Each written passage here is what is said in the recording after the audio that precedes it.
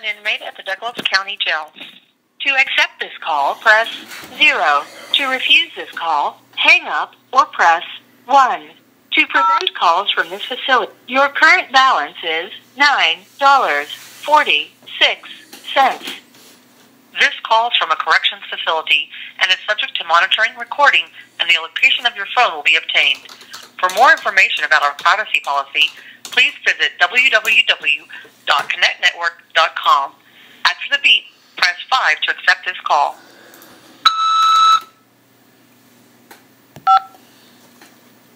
This call is from a corrections facility and is subject to monitoring, recording, and the location of your phone will be obtained. Stay on the line to accept this call.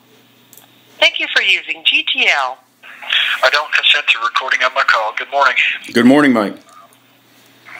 Anything for me? Well, I got a message from Mrs. B, who's a retired school teacher. She was looking up, trying to find that TUSI stuff. She found a 99-page document, and I'll just read you the beginning. It says, Court of Appeal for British Columbia, citation, William versus British Columbia, has a bunch of numbers, date 2012, has case numbers. It says between Roger William on his own behalf and the behalf of all other members of the Zini Gwitin. That's not the Tusi Indian Nation one. Okay. Does it say Tusi Indian Nation or does it say Chilcotin Nation versus British Columbia? It says Tilshakwotin Nation on behalf of all other members of the Tilshakwotin Nation. I don't see the word. I've got that. Okay. Okay, so we haven't had. That's not what it. Yeah. The one I need will say Tusi, Toosey. It'll either say Indian Nation or Indian Band versus West Fraser, Fraser, Ltd. And it was in 1995. Okay, yeah, I don't think we've had much luck finding this Tusi. We did find, yeah.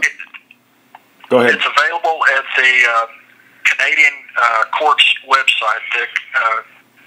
The court's website in Canada, I don't know exactly what it is off the top of my head, but the court system in Canada has their own website, and that's usually where that stuff's found. All right. Or it could be located at the universalsupremecourt.org website in their archive.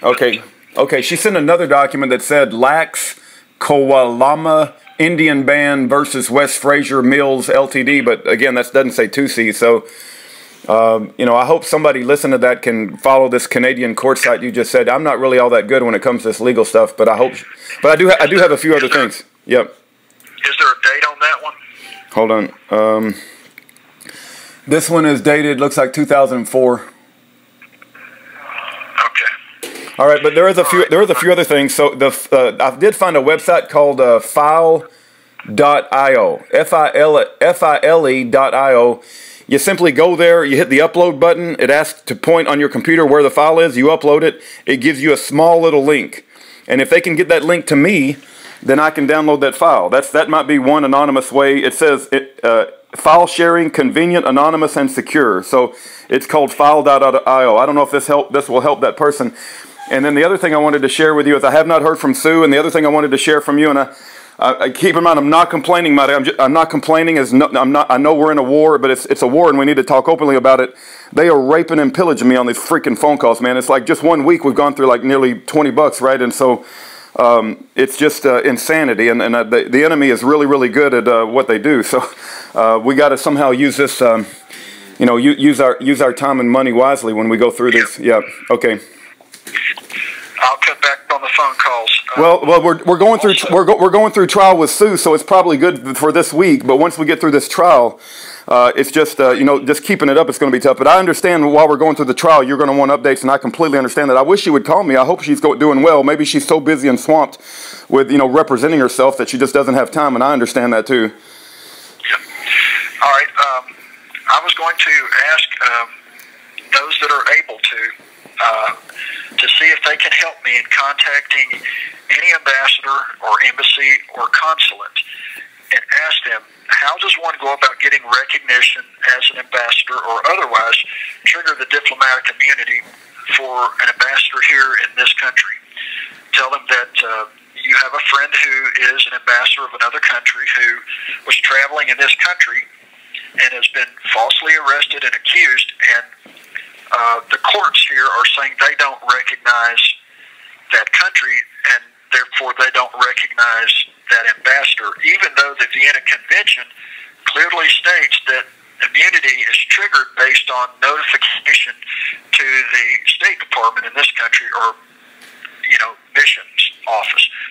In this country, it would be the State Department, and notification was given to them immediately upon my appointment. We've got proof of that, but yet we don't seem to be able to find a way to get whatever is required. And if perhaps one of these ambassadors, consulates, or embassies has somebody working there that might be able to say, well, yeah, this is the procedure, because as we all know, dealing with these bureaucracies, they all have their unique little procedures that you have to go through in order to get something. It might not be readily apparent as to how to do it, but they know the inside story. It's, they have these, quote, magic words and phrases that they require you to say or do in order to get what you want. It's lesser magic that these sorcerers have been practicing for generations, and we the people are not privy to that because we're not witches and sorcerers. Anyway, that and the last thing is that I will try that. But if somebody can create an email account and some free email service that has it to where an email can be created with a password, if that can be sent to me via some type of legal mail, obviously if you say it over this phone, it would probably be easily identified.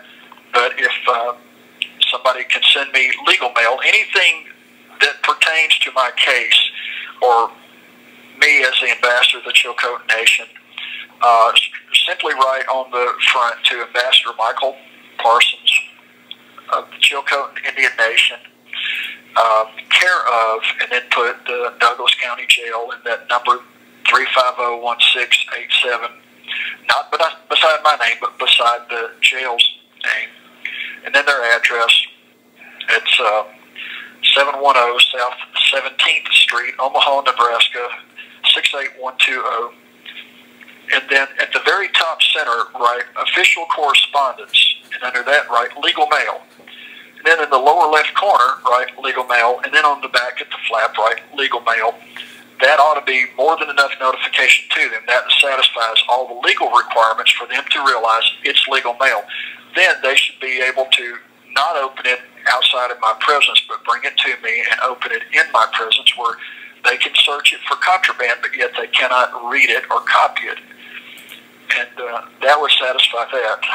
Of course, if it's mixed in with other information, it makes it less, more obscure and less likely to be scrutinized. But yeah, I've gotten legal mail from various people where they put on there Ambassador Michael Parsons, Chilcotin Nation, and it's TSILHQOTIN, and then they can put beside that dash country of Chilcotin, and that's spelled CHILCOTIN. What they did is the Chilcotin Nation's hereditary chiefs created the white men's spelling of the word, which I pronounce and they pronounce Chilcotin for the white man to recognize, but the proper pronunciation of the spelling where it starts with a T is Chilcotin. So the T is silent, but because Europeans and white people generically converted to something that is easy for them to remember. Chill, like cold, coat, like what you put on your back, and in, like you're going in something. Chilcotin. And, of course, it would make a great name for a hotel, the Chilcotin, but regardless, if you look at a map of the Chilcotin Nation, you'll see the Chilcotin spelled all over the place, the Chilcotin River, the Chilcotin this, and it's spelled with a C and a T. And that's just because over the past several hundred years, they've had people naming stuff, and that's how they do it. But it's the same. It's all the same, regardless. And it is the country. It's been that way for a millennia. They have a defined territory and their own population. They have their own language. They have their own governing authority. The Chilcotin National Congress is that governing authority. It's been there for several generations now. It's based on the hereditary chief system, which is how they do it, and everyone's equal through the system. It's like what this country originally had in the Republic, where the people were the power base, but they utilized the hereditary chiefs to speak on behalf of the people. And it's not a majority. It's not a two wolves and a sheep voting on what's for dinner, where the 51% can vote the 49% out of all their stuff. And the group, the TNG, which stands for Chilcotin National Government, just because they put the word government in their name doesn't make them a government. They are a society. They're a club. They were created by Canada. They're funded by Canada. They're controlled by Canada. They're just a puppet, a sock puppet, as some people refer to it. They're a ruse. So they're not the legitimate governing authority, though they try to impress people that they are. If you read their website, you'll read at the very first, it says that they're a society. And read what the word society stands for. It's a club. It's not a government. And they're an incorporated society, which a sovereign government can't be incorporated. Therein lies the problem based on the Clearfield Doctrine that's acknowledged that the United States government is a corporation and has no sovereignty, and it hasn't since the Act of 1871. That it's nothing more than a corporation posing as government.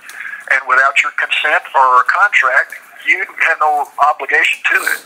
No different than Walmart. You're not obligated to go into Walmart and buy anything. You might go in there and look around.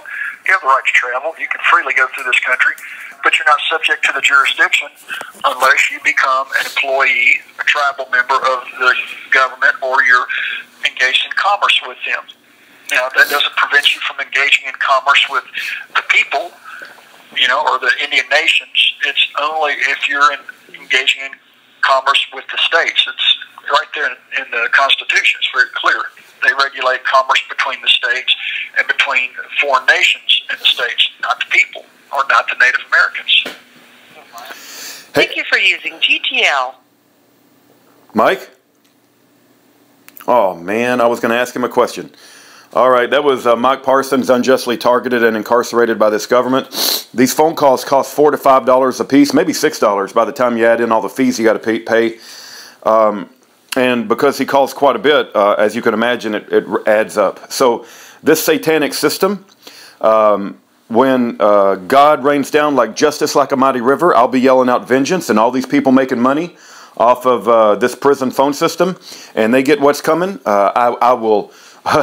it's like I just can't tell you the amount of anger I have towards prison phone systems. But anyway, that's Mike Parsons. I pray you keep him in your prayers. His wife, Pat Parsons, who's also in prison unjustly, and his colleague, Sue Holland, who's currently going through a trial up in Canada, and she's been unjustly targeted as well. Take care and God bless.